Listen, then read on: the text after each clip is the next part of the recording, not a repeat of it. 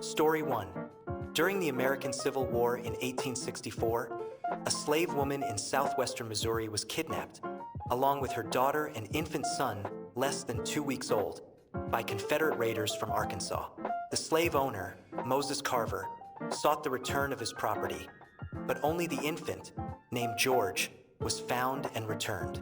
After the war and emancipation, Carver, having no natural children, raised the baby as his own. Taught to read and write, by age 13 George Carver was going to school, traveling 10 miles to the nearest black school. By age 27, he had enrolled at Iowa State, where he was its first black student, earning a master's degree in botany, and ended up being hired as its first black teacher. The man the world would know as George Washington Carver would later go on to teach at the Tuskegee Institute and attain national fame for promoting crop rotation and natural soil rehabilitation methods for farmers throughout the South. But it doesn't stop there. While at Iowa State, Carver used to take long walks in the countryside, studying plants for research purposes. On these walks, he often took the 6-year-old son of a dairy science professor with him, sharing his knowledge and love of plants with the child, who responded enthusiastically to the knowledge. By age 11, the boy was conducting experiments with corn. This boy's name was Henry A. Wallace. Wallace would go on to develop some of the first hybrid varieties of corn and founded the seed company pioneer Hybrid International, which sold his varieties. The adoption of hybrid varieties caused crop yields in America to triple. By 1933, he became Secretary of Agriculture under President Roosevelt. By 1940, he was elected to office as Roosevelt's vice president. But the story doesn't even end there. After the 1940 election, Wallace took a trip to Mexico, where he noted the importance of corn and wheat in Mexican diets, but also saw that crop yields were far below those of American farmers who planted hybrid varieties. Upon his return, he mentioned his observations to the Rockefeller Foundation and suggested the establishment of agricultural research stations to develop specialized corn and wheat varieties. The foundation agreed, and by 1944 had built an experimental station in Mexico for this purpose. One of the first 4 people to be hired to this new research station was a plant pathologist from Iowa named Norman Borlaug.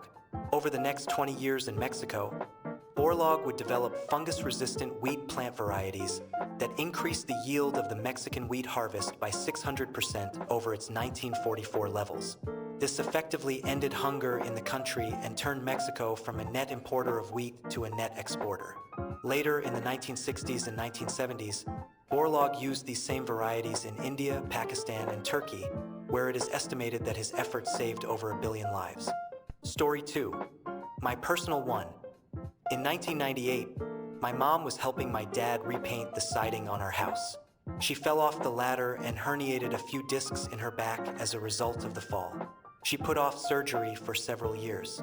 Well, the day of her surgery finally came. She was a United States Air Force colonel, and her surgery was scheduled for September 11, 2001 at Walter Reed. She worked in the Pentagon. My dad was a civilian but also worked in the Pentagon and had taken off work to drive her to and from the procedure as they were putting her under general anesthesia. My mom had a meeting scheduled that morning in the wing of the Pentagon that was struck. There's a likely chance she would have died. My dad most likely would have been unaffected as he worked on the opposite side. My mom said she got emails after the fact from almost everyone that was going to be in that meeting thanking her for canceling, who knew falling off a ladder years before potentially saved so many lives. Story 3. A scientist named Charles Wilson wanted to study more about clouds and invented a box, now called a cloud chamber, with a contained atmosphere that could synthesize clouds. It was later found that this box allowed you to see subatomic particles interacting with the atmosphere it contained. This opened the door to direct study of particle physics.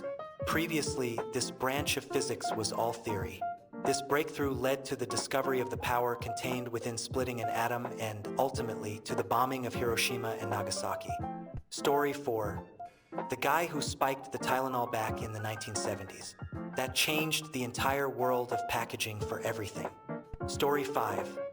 Henry Tandy chose not to pull the trigger on a young German soldier running a message to the front line. He had Adolf Hitler in his sights during World War I. Story 6. The O.J. Simpson murder trial reinvented how evidence is collected, how prosecutors prepare for trial, the need for better DNA experts, and the importance of less tedious explanations. It also highlighted the significance of televised court proceedings and how jurors might take a little more than 4 hours to contemplate 9 months of testimony. Story 7. Watched Who Wants to Be a Millionaire and got so annoyed at the candidates not knowing a simple question about Katy Perry that I applied, got in, got to play, won a lot of money, booked a holiday to a dream destination with that money, met my husband there. We now have a 1-year-old son. Story 8. I often wish that my parents had lived long enough to meet my son. However, after they died, I used part of my inheritance to buy a motorcycle. Through the motorcycle, I became reacquainted with an old friend. Through that friend, I met my son's mother. So, if they hadn't died when they did, I wouldn't have my son for them to meet. Story 9. How a volcano eventually led to modern paved streets and traffic. Somewhere around 1800, a volcano erupted in Indonesia and sent a huge dust cloud to Europe, which basically canceled summer. All crops died. A famine was the result, so people ate their horses. Without horses, no one could move around. So a person invented a horse on wheels, the bicycle. And since riding on hard wheels breaks your back, someone else invented a tire with air. This led to paved roads because tires work well on hard surfaces. And then, eventually, we had roads, cars. Story 10. Princess Charlotte of the UK, daughter of the future George IV, died in childbirth with her son. She was the only child of George, and since George and his wife loathed each other, there wasn't going to be another child. George's younger brothers didn't have any legitimate heirs, so they hurried up and got married to start producing some. William IV became king but didn't have any legitimate heirs, so after his death, it went to Edward. But Edward was already dead, so it went to the one heir he managed to produce, Princess Victoria. Because Edward was old when he fathered Victoria, that most likely introduced the hemophilia gene into the royal family. Victoria had a whole bunch of kids and grandkids, meaning that European royal families were interrelated. One daughter married the future German Kaiser, and her son became the nutcase Wilhelm II. And a granddaughter married the future Russian Tsar and gave their only son hemophilia. That disease led to Rasputin becoming entangled with the Romanov family, leading to the Russian Revolution. Bonus! Princess Charlotte's widower husband was still young and very popular, so when the throne of Belgium opened up, he became Belgium's first king, King Leopold I. King Leopold II then became the sole owner of the Belgium Free State in the Congo, leading to mass devastation and murder. So, if she had lived, no Queen Victoria, no nutcase German Kaiser Wilhelm II, no hemophilia in the Romanovs, no Congo Free State. Story 11. Pope Gregory IX, the 178th Pope of the Catholic Church from 1227 to 1241, is often remembered for issuing a papal bull declaring that cats bore Satan's spirit, which subsequently led to huge numbers of cats being killed throughout Europe. The mass extermination of the continent's felines is considered an indirect cause of the bubonic plague spread by fleas on rats, which would otherwise have been hunted by the dead cats. Story 12. An individual failed to detonate explosives packed into his shoes on a transatlantic flight in 2001. And now we all have to remove our shoes at the airport every time we board a flight. Story 13. My personal story. I used to work in a warehouse, loading boxes and counting screws into little plastic bags. One day, someone attached a pulley to a rear wall in order to help measure out rope for one of the products that we sold. It was the easiest way to measure the 50 yards or so of rope. When he did this, the screw he was using went through the wood beam and into the concrete wall behind it. After a few months, a small crack had appeared. A year later, I was looking at the crack that snaked its way about 6 inches along the wall. I knew its origin story. On the way to work the next day, I was thinking about that crack and wondered how long it would take to make its way to another crack just a few inches away. Then I realized that I knew the length and location of a bunch of cracks in the wall of a warehouse. Instead of heading to work, I headed to Broward Community College and signed up. A few weeks later, I was in my first college class. Apparently, I had aptitude for mathematics and computer science. I ended up in the Honor Society, school newspaper, and arts magazine. Met some lifetime friends. Went on to Florida International University. Went on to work in research, startups, and other enterprises that were happy to pay me for my knowledge. Now I am moderately successful, all because of a crack in the wall. Story 14, 2 amino acids combine, and 3.8 billion years later, this results in a talking mammal asking this question on something they call the internet. Story 15, personally, one time I was dropping my son off at school. My cell phone dinged, and I looked down at it. At that exact moment, the light turned green, and I didn't notice it. I looked up just in time to see a semi-truck go directly through the red light, right into the path where I would have been traveling. It would have decimated me and my car. Had I not looked down just to see what that text message was, I would have gone through the green light and probably been obliterated. Story 16.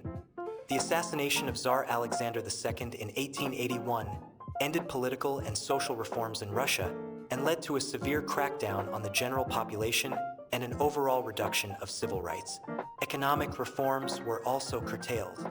This also led to a more militaristic and confrontational Russia that signed treaties with France and the British Empire in order to thwart German influence in Eastern Europe. The actions that occurred after the assassination can be said to have led directly to World War I and II, the rise of communism, the Cold War, and the situation in Ukraine today. During Alexander II's reign, Russia was moving toward a constitutional monarchy and a Western economic system. After his death, all of that was tossed aside. Story 17. I met my wife because when I was 8 years old, the principal of my school decided the school needed a band. Story 18. How September 11th somehow led to My Chemical Romance, the Twilight series, and in turn the 50 Shades of Grey series. Story 19. The actress who played Seven of Nine on Star Trek. Voyager indirectly influenced the election of President Obama because her husband compelled her to visit a sex club. Story 20. The year is 1932. A newlywed couple from California, Charles and Betty Seaver, take their honeymoon in Arizona. While there, they spend one night at their hotel piano bar. The performer that night, whose name is lost to history, plays several songs of his own composition, including a love song called Scotch and Soda. The Seavers love the song. After the performance, they go up to him and ask him to write it down. He does so, and they take it home as a memento of their honeymoon. It becomes their song as a couple. Flash forward a quarter century. The Seavers now have a college-age daughter named Katie. She has started dating one of her classmates at Stanford University, a young man named Dave Guard.